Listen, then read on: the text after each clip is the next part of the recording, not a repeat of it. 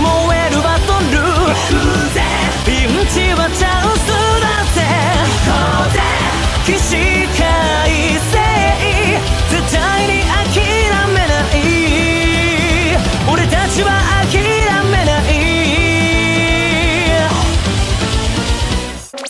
Alright, insert really bad female voice now.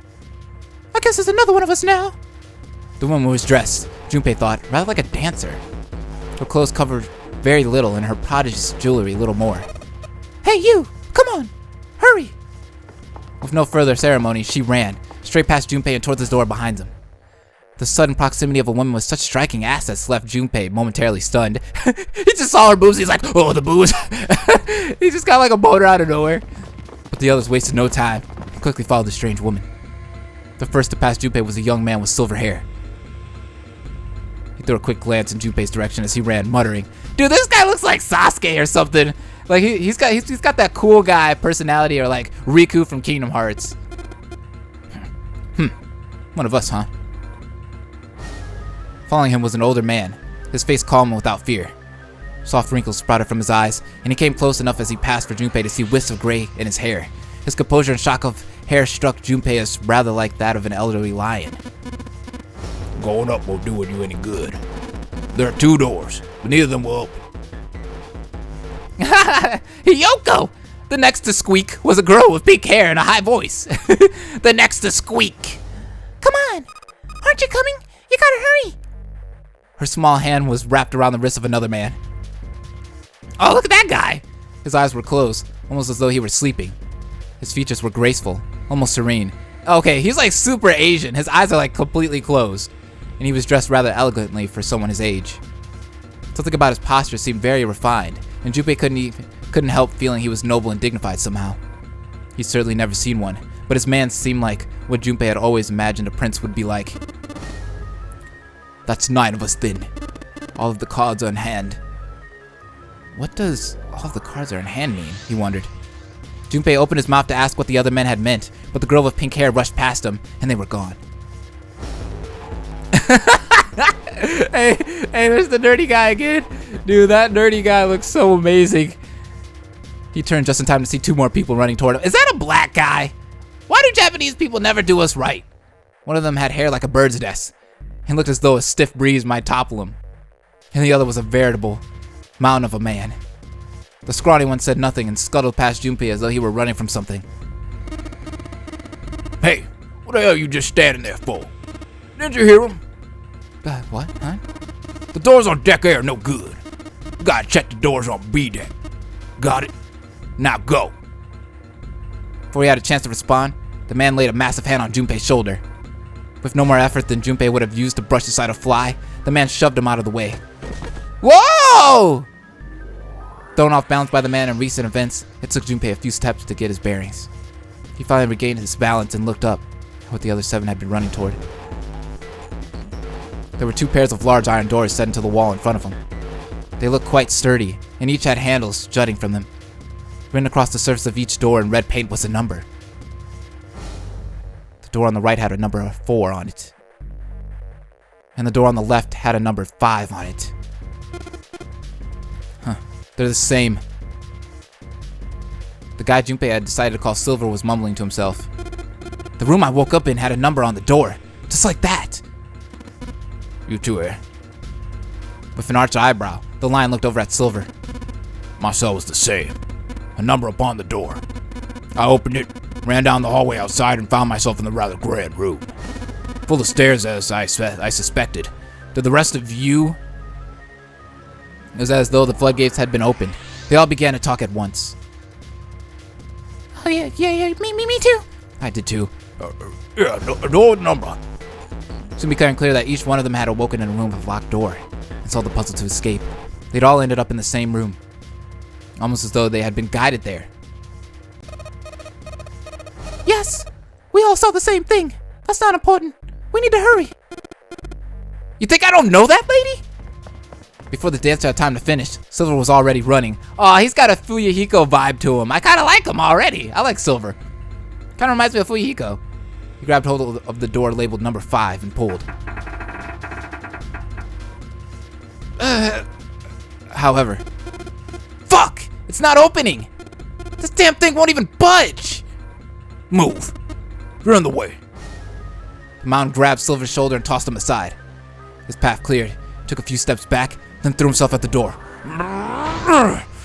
Once, twice, 3 times, 4 times. The door shook as his body slammed into it, but showed no signs of breaking or opening. The mountain threw himself at the door again.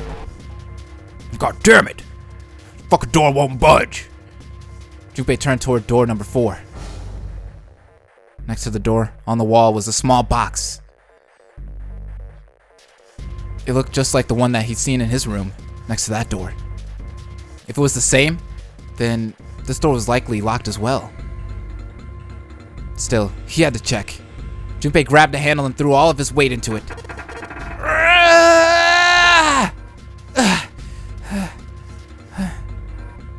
It was locked as tight as the door next to it, as he'd suspected. Damn it! Junpei punched the door. It did not respond. Yeah, let's just forget about the keypad and just open the door. A freaking iron door. That makes sense. Were these the only doors? He wondered. He'd barely finished the thought when the C-deck plate he passed on his way up sprang, unbidden to his mind. His body moved before he had time to think. Junpei turned and ran back toward the stairs. He had scarcely taken a step when, at the top of the stairs, next to an ornate clock embedded in the wall, he saw a person. Ooh! Okay, girl. Hey, she's got to be my Chiaki of this game. I like her already. It was a girl. She looked to be the same age as Junpei. He froze, unable to look away from her face. He wasn't confounded by her beauty, or something equally silly. No, there was another reason he couldn't take his eyes off the girl. Junpei had seen her somewhere before. Ah, she's Sayaka Mizono of this game. Is she gonna die first too? You guys already told me that, I think it was Tatsuyo Dragneel. He was the one that told me that basically the creator of Danganronpa and the creator of this game are like drinking buddies. So I could see like the similarities in the references. That's cool. He couldn't quite remember where, but he knew. He knew he'd met her before. The girl, too, stared at Junpei, similarly stunned. Her response suggested she'd seen him before as well. Without saying a word, Junpei walked slowly toward her. She didn't move. It was almost as though she was held in place by some sort of magic spell. As Junpei stepped onto her landing, the spell broke. No sooner had he set his foot down than the whole ship shook a second time. Ah! The quake caught the girl unprepared and she fell. Moving on instinct, Junpei leapt to catch her. Oh shit! Or so he thought. Oh crap! Junpei caught her! Oh, cliche anime scene, of course. Her face was far closer than it should have been, mere inches from his own. He was flat on his back, and she had landed squarely on top of him. The girl seemed as confused as he did, and her face suggested she still hadn't fully recovered from seeing him. I see you, Junpei. You like girls on top of you. I see you, man. You alright. For a moment that seemed to stretch for a very long time. They stared at one another. The ship stopped shaking. Everything was quiet. Water could be heard from the bottom of the ship, lapping faintly at walls and ceilings, but eventually that faded as well. The silence was complete, a thick, muffling blanket. At last, the girl opened her mouth. Oh my gosh, is that you, Jumpy? Jumpy? Her words echoed through Junpei's head, and suddenly his memory returned. Akane. Why hadn't he realized it before? The girl was Akane Kuroshiki. Oh, I like that name, Kuroshiki. She and Junpei had been friends in childhood. They'd gone to elementary school together for 6 years, exactly like the Sayaka and Makoto in Danganronpa. But what was she doing on the ship? That's the real question. Her soft eyes were only inches away from his own. He could feel the warmth of her face. Feelings that thought long forgotten began to work their way to the surface. He could feel his face heating up. At that moment, he was in love. A speaker crackled to life, and a cold, eerie voice filled the room. Welcome aboard. I welcome you all from the bottom of my heart to this, my vessel. With the voice's invasion, the spell between Junpei and Akane was broken, and all hints of bargaining romance instantly forgotten. They hurriedly untangled themselves from one another and struggled to their feet. Their 7 companions had heard the voices as well, and many of their faces had gone pale. They looked around frantically, desperate to locate the source of the voice. Is it Monokuma? At last they found it. A speaker said in the ceiling. I am Zero, the captain of this ship. I am almost the person who invited you here. I am also the person who invited you here. The voice was harsh, obscured occasionally by the crackle of static. But Junpei recognized it. How could he have forgotten it? It was the same voice he had heard from the man in the gas mask. Of course. Hey, asshole! What the hell is this? Come on out here! I want to get a good look at you! What do you mean to do to us? I mean to have you participate in a game. Some of you, I know, are familiar with this game. The Notary Game. It is a game where you will put your life on the line. Notary Game? The hell's that? The voice continued, implacable. The rules of the Notary Game can be found upon your persons. They're simple rules. Read them. Notary Game? Hey, there's something in my pocket. Check this out. Silver reached into his pocket and pulled out a small slip of paper. The rest of them reached into their own pockets and pulled out a similar slip of paper. Junpei followed suit and dug into the pocket of his pants. He felt the telltale crumple of paper, slightly damp from his earlier ordeal. Hey, I got one too.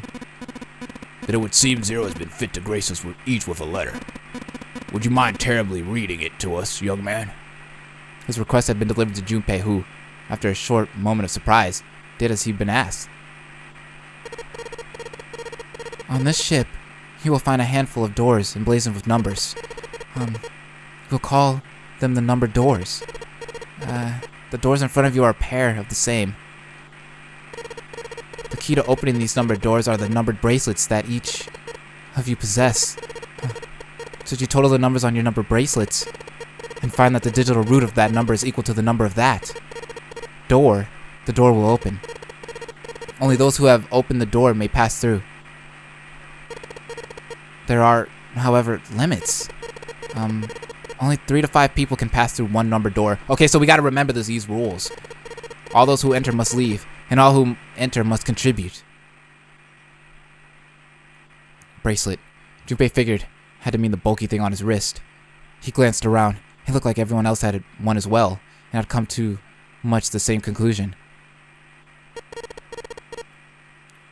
The purpose of the game is simple. Leave this ship alive. It is hidden, but an exit can be found. Seek a way out. Seek a door that carries a 9. Junpei had reached the end of the letter. There was a long moment of silence, and then the speaker crackled to life once more. There's one last thing I must tell you. As you have no doubt surmised, the ship has begun to sink. Yeah, because of Junpei. On April 14th, 1912, the famous ocean liner Titanic! I knew it! I knew it! I knew it! I knew this had something to do with the Titanic. Let's go! The famous ocean liner Titanic crashed into an iceberg. After remaining afloat for 2 hours and 40 minutes, it sank beneath the waters of the North Atlantic. I will give you more time. 9 hours. That is the time you will be given to make your escape. That's it? That's not that long, dude. The voice finished, and the speaker went silent. The sound of a bell tolling echoed throughout the hall. It came from the dance hall adjacent to the stairwell.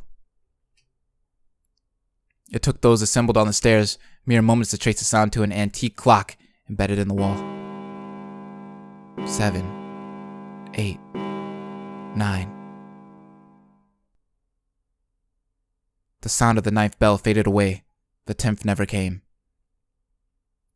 That meant the time was 9 o'clock.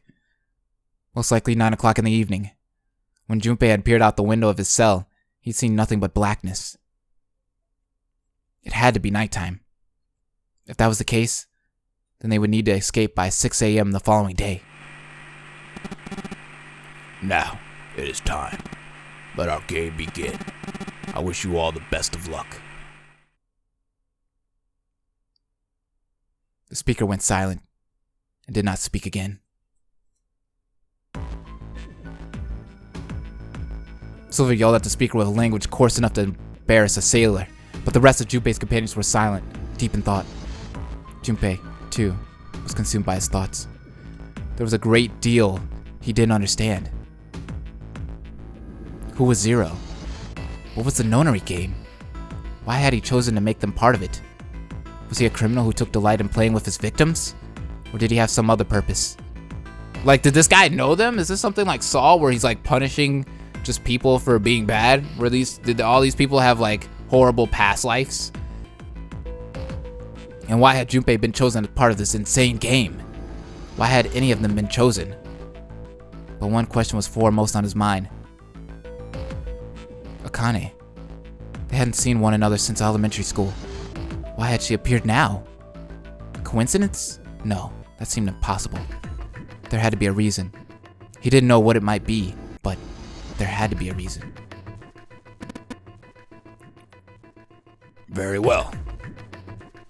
The lion's voice seemed oddly loud in the silence. Standing around here won't do us any good. Best we get moving, don't you think? Get moving? Are you planning to move the numbered doors? Hey, wait! Don't tell me you're actually going to do what this Zero says! No, that's not what I mean. The lion shook his head, mildly annoyed. I'm saying, let's find another way. Let's get those boobs out of here. After all, we haven't really examined this place yet. Or those boobs, for that matter. Wait, what? I don't think he said anything.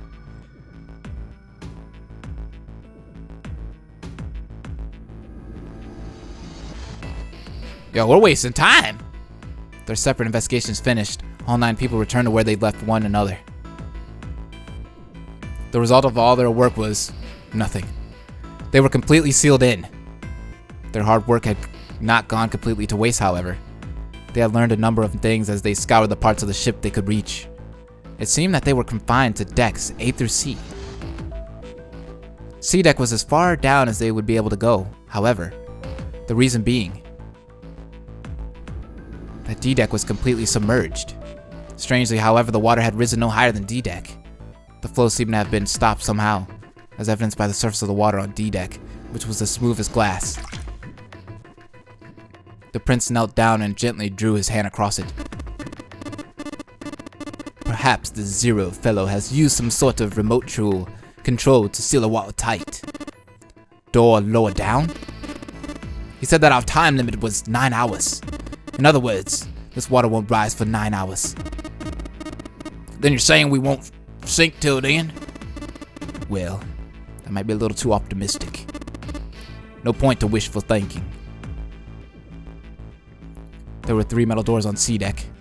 A single door stood off to the side, with 2 more on the wall facing the central staircase. None of them had numbers or verification devices. They were, however, locked like the other doors. No matter how much they pushed and shoved, the doors refused to move. The mound and the lion threw themselves against them a few times, but to no avail. The door in the back had a keyhole. Just above it was a strange mark in the shape of a circle surrounding a dot. There were 2 other doors on C deck as well, but it was clear that they were elevators, as each had a button next to it with an upside down triangle. Why am I getting Resident Evil vibes all of a sudden? They tried pushing the button. No response. Apparently there was no power running to the elevators. To the left of the elevator doors was a card reader. The card reader also had a strange mark on it. It looked like a lowercase h, with a dash drawn across the upper stem of the H. Junpei stared at it for a while. This is the symbol of Saturn. It's an astrological symbol. Then, the mark on the other door. I think that was the sun symbol. They had seen the same symbols on A deck. There was a door on either side of the stairs. The one on the left had a keyhole with a similar symbol engraved on it. This is an Earth symbol. The horizontal line symbolizes the equator and the vertical one represents the prime. Meridian. Junpei looked up at the ceiling. There was a great circle cut in it, perhaps for a skylight or a glass dome, but had been filled with a gargantuan metal plate. The metal looked very solid. Anything short of an explosive charge was unlikely to damage it. There were several windows along both sides of the ship, or at least there had been. They too were covered with metal plates. In other words... Dude, this place looks cool. We're trapped. All the exits go nowhere. Junpei was not happy. The girl with pink hair spoke up. Well, I'm sure they go somewhere. We just can't open them now. Then the mountain spoke. We don't know that. For all we know, they just open the walls or take us in circles, something. The prince did not agree. No, I'm sure they go somewhere. Otherwise, what point would there be? And we can open them. Well, 2 of them, at least, I guess. You mean the numbered doors? All eyes turned toward the doors with numbers on them. The atmosphere in the room grew tense. Hey, wait a minute. I think I saw this earlier, but I don't think we should do that. The dancer moved in front of the doors, as if to block them. We'd have to be crazy to open these doors. If we do that, we're doing exactly what Zero wants us to do. Suddenly, everyone began to speak at once. I agree. I agree. I don't think that's a terrible idea. We should keep going. No, we should stay here, goddammit! I don't have any other way to open any of these doors. Oh, we just wait. Someone's bound to come find us. I have time for that. In 8.5 hours, this ship is gonna sink! The clamor of voices made it next to impossible to determine who was saying what. Their arguments grew more and more intense until people were shouting and screaming at one another. Junpei had remained silent, but at least he could take no more. Hey! Shut up! They fell silent, and all eyes turned to Junpei. He felt each stare burning into him, but he refused to flinch. Guys, before we try and decide where we're going to go, there's something else we ought to do. What's that? We need to exchange information. We don't know anything about each other. I don't want to know who you guys are, but who you are, where you came from, why you ended up here. Don't tell me you aren't curious too. They were silent. Some of them looked the other way, or bit their lip, or crossed their arms and stared at the ceiling. But one of them spoke up. It was Akane. I agree. I think Jumpy is right. Jumpy? Oh, I'm sorry. I'm talking about him. I just call him Jumpy. His name is Junpei, I think. She pointed towards Junpei. We're childhood friends. We went to the same elementary school. Wait, stop. Don't tell us stuff we didn't ask you about. Zero's probably watching us right now. What are you gonna do if he's listening in? Would that be bad? Hell yeah, it would. We don't know how much that bastard knows about us. Maybe he just picked a bunch of random people to kidnap. If that is the case, it'd be dangerous for us to let him know too much. If Zero knows who we are, he could go after our families. Maybe he'd tell us he had him to get it to us to do stuff, you know? You never know. But we still don't know what... But we still need to know our names are. It's gonna be hard to talk to each other if we don't have names. Oh, all right. And why don't we have a code names then? To him, apparently, it seemed like the obvious solution. Code names? Yeah, well, we'll each pick something. Like, I'll be 7. 7? Why are you 7? Seemed a fair question. The mountain stuck out his left arm. Boy, because his bracelet number says 7. Oh, I get it. Yeah, that's a good idea. He smirked. All right, I'm gonna be Santa. Santa? Santa Claus? You're gonna be Santa Claus? And if you chumps know Japanese, no? Well, San means 3, so I'll be Santa. You know, like Santa Claus. Fits, don't you think? Then your bracelet number. Yeah, it's got a 3 on it. Good job, Grandpa. Just like the mountain had done, Silver thrust out his left hand. Sure enough, the face of his bracelet read 3. Very well then. I'll go next, shall I? My bracelet number is number 1.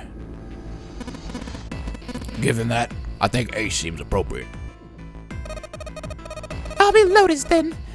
As I'm sure you all know, it has 8 petals. Which means, of course, that my bracelet number is...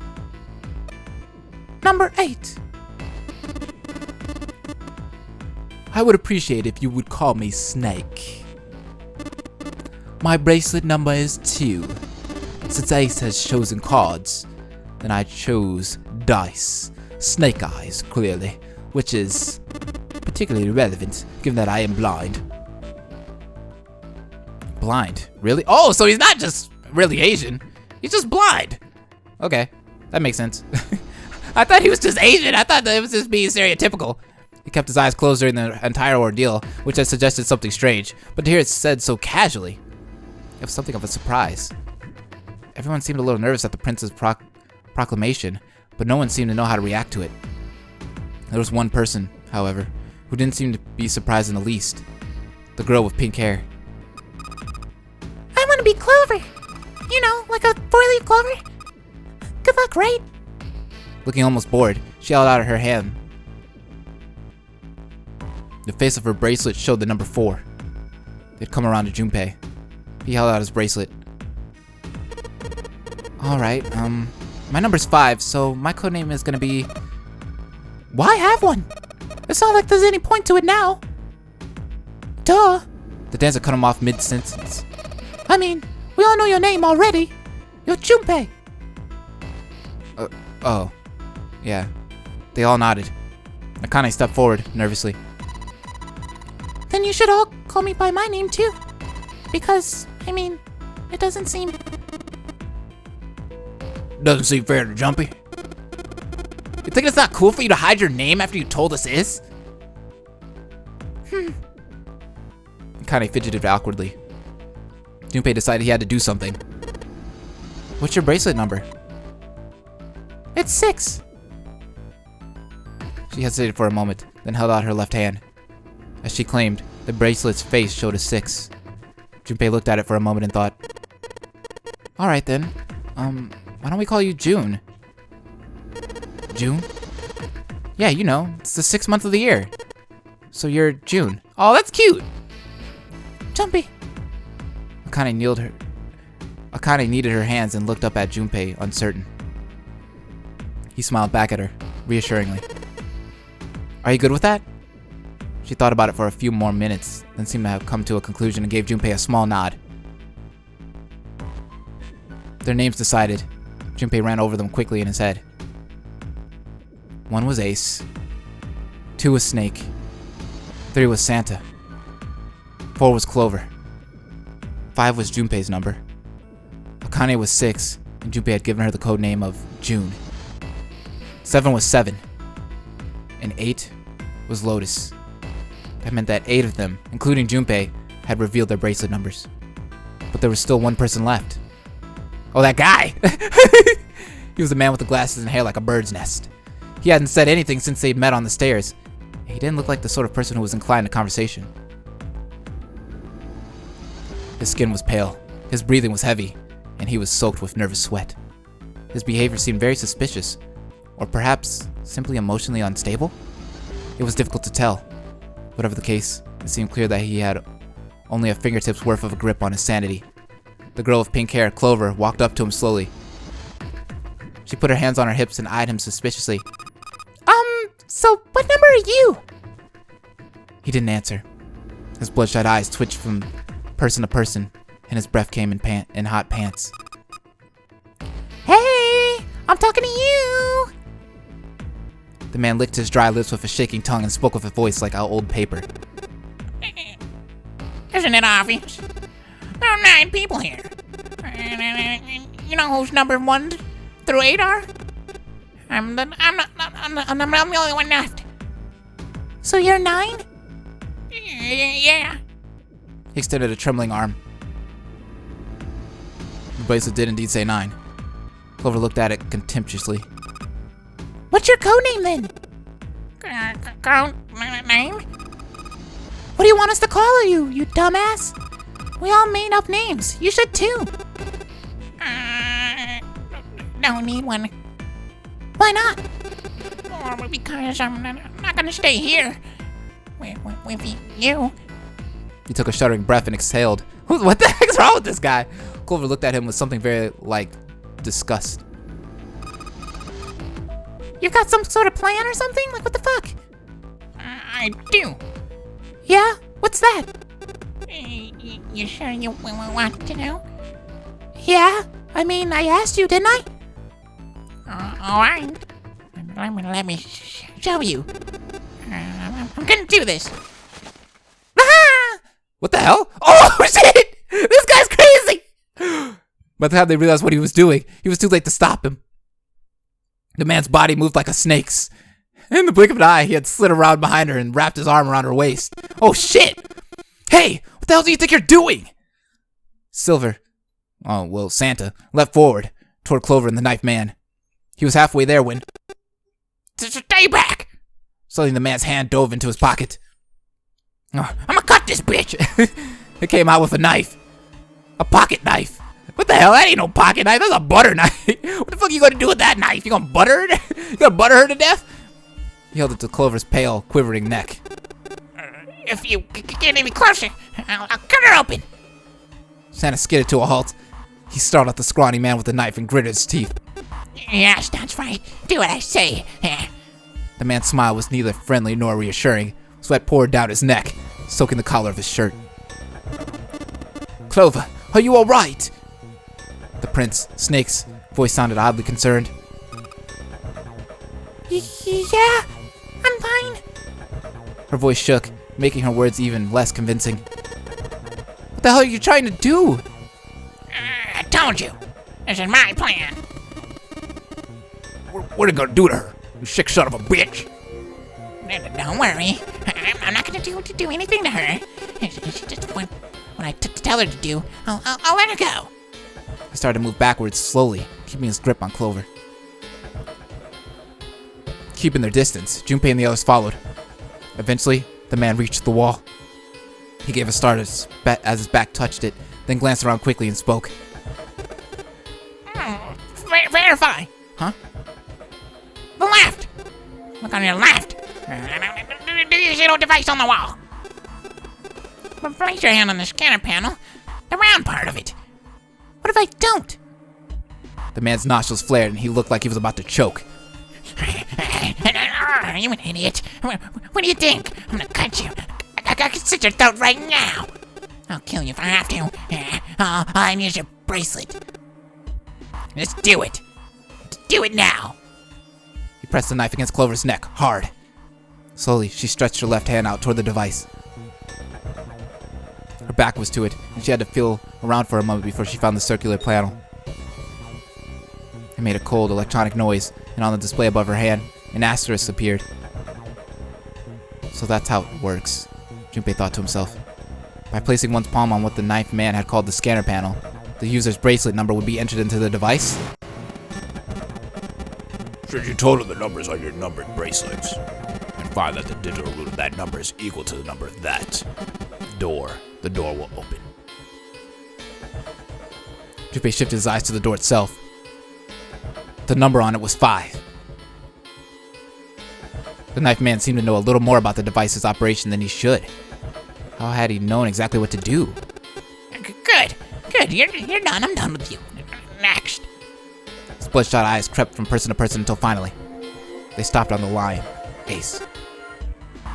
You, right? You're the one with the number 1 bracelet, right? Yes, I am so. Then you're next. Just verify your number on this little brat did. What are you doing? To do it.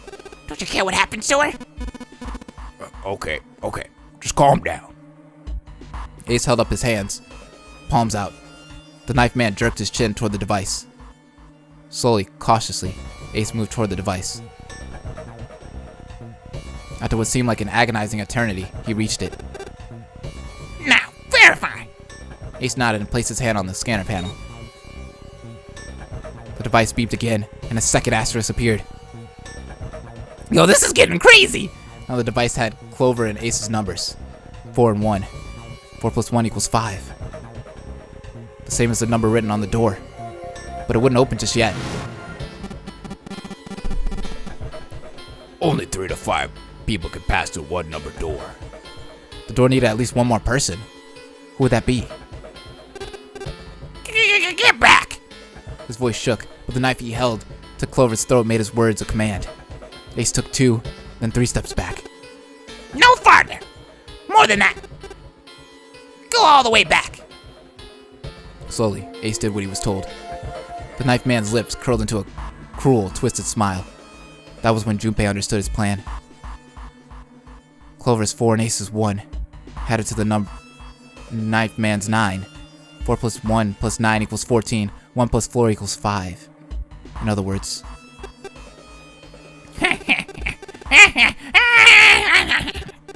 Thank God you were all so cooperative.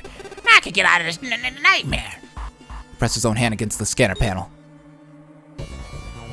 A third asterisk appeared on the screen. He dropped his hand to the lever on the side of the device and pulled.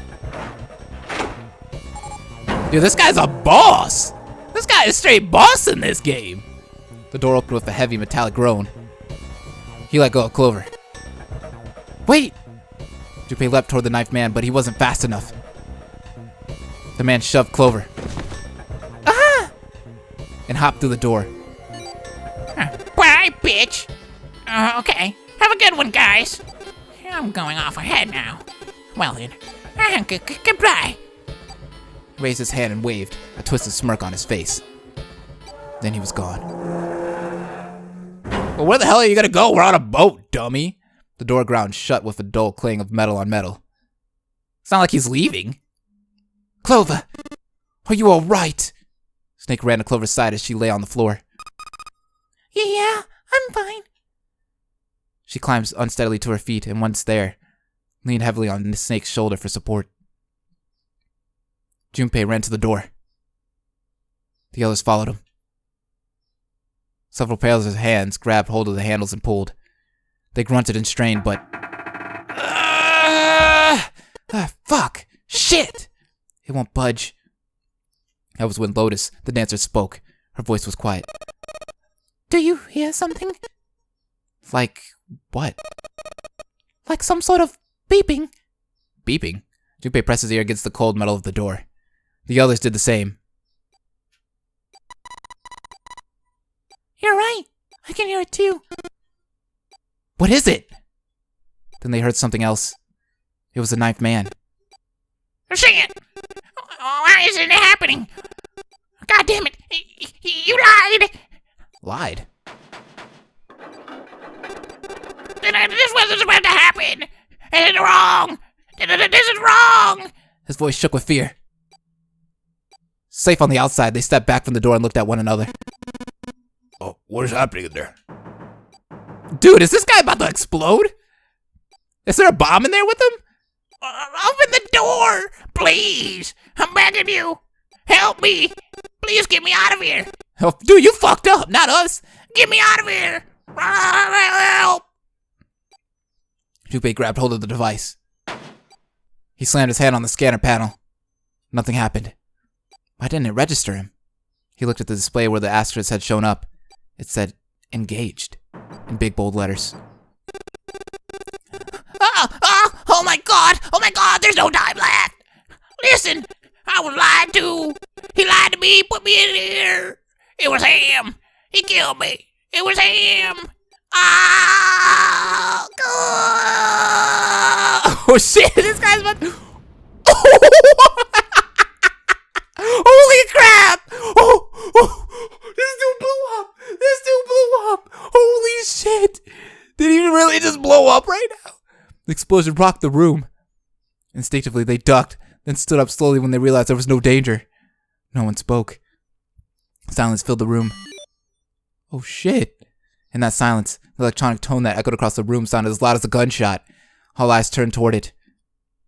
Vacant. It had come from the device mounted next to the door. Holy shit, vacant? The display changed from engaged to vacant. Let's see if we can open it. 7, the mountain, swallowed hard. Junpei nodded and placed his hand on the scanner panel. A red asterisk appeared on the LCD panel. The device had registered Junpei's bracelet number 5. His was not enough, however. At least 2 more people were needed. Junpei asked, "Which pair?" Santa and June, Snake and Seven, Ace and Lotus. Let's do Santa and June, because I really like them. Santa and, June, you think you could give me a hand here?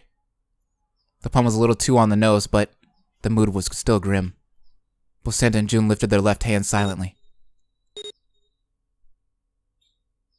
He verified, and she followed suit. 5 plus 3 plus 6 equals 14. 1 plus 4 equals 5. They'd fulfilled the conditions. That they were to pull the lever on that side. Are you guys ready? I'm gonna open it. Junpei grabbed the lever and looked back over his shoulder. They stiffened and nodded. Junpei nodded back and set his mouth in a grim line. Then he slowly lowered the lever. Oh shit. This is about to be something crazy. Maybe his body will be gone or something. There was a metallic groan, and the door slid open. A breath of air drifted out of it, carrying a stench that nearly made them gag. Junpei grimaced and put a hand over his mouth. Oh my god! Good God. Lotus and Ace shuddered. Seven grunted. Oh, whoa, that's pretty bad. Even Santa's voice shook. He blew up! It appeared that Santa was right. Wait, what? The hallway on the other side of the door was splattered with chunks of torn flesh and dark, red blood.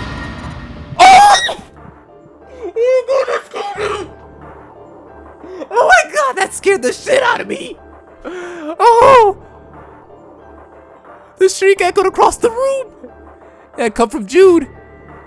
Then her strength left her and she dropped. As Junpei turned to catch her, the door groaned shut. Oh my god! This dude exploded! Hope will never die.